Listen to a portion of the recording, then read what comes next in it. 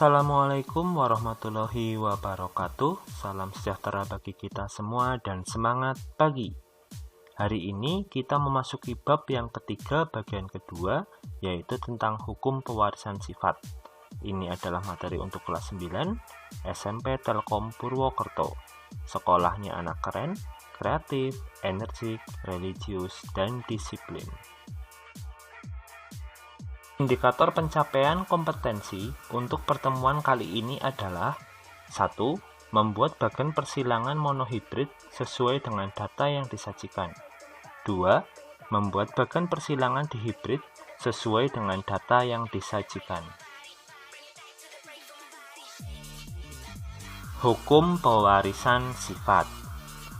Penelitian pertama tentang penurunan sifat dipublikasikan oleh Gregor Mendel.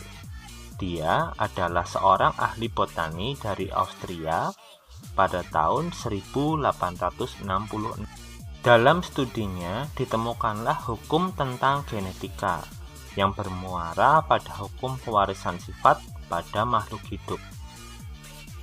Hukum pewarisan sifat terdiri atas dua bagian, yaitu hukum pemisahan atau segregasi yang dikenal dengan hukum pertama Mendel, dan hukum penggabungan bebas atau asortasi bebas yang menjadi hukum kedua Mendel.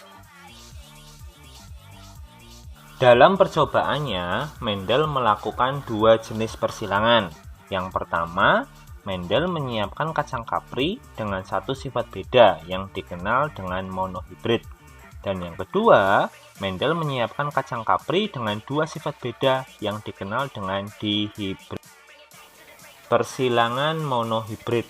Pada penelitian pertama, Mendel menyilangkan kapri yang berbunga ungu dengan kapri yang berbunga putih.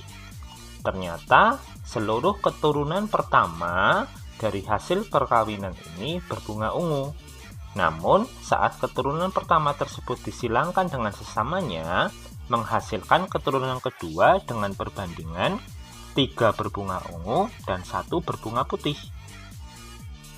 Berdasarkan percobaan tersebut, Mendel mengemukakan salah satu hukum pewarisan sifat yang dikenal dengan hukum satu Mendel atau hukum segregasi.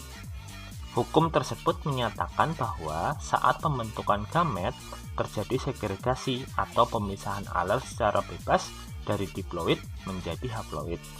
Misalnya, genotip suatu tanaman U besar U kecil, maka genotip yang dibentuk adalah U besar dan U kecil. Persilangan dihibrid. Pada percobaan selanjutnya, Mendel menyilangkan dua kacang kapri yang memiliki dua sifat beda atau dihibrid. Dari persilangan tersebut dihasilkan keturunan pertama yang memiliki sifat bulat kuning dengan genotip B besar B kecil, K besar K kecil. Keturunan pertama kemudian disilangkan dengan sesamanya sehingga menghasilkan keturunan kedua dengan perbandingan 9 untuk bulat kuning, 3 bulat hijau, 3 keriput kuning, dan 1 keriput hijau.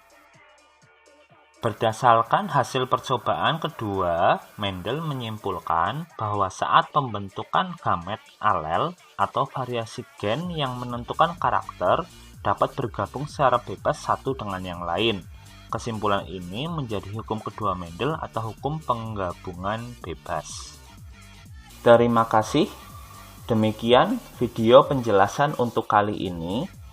Apabila kalian merasa bahwa video ini bermanfaat, silahkan di like, comment, share, and subscribe.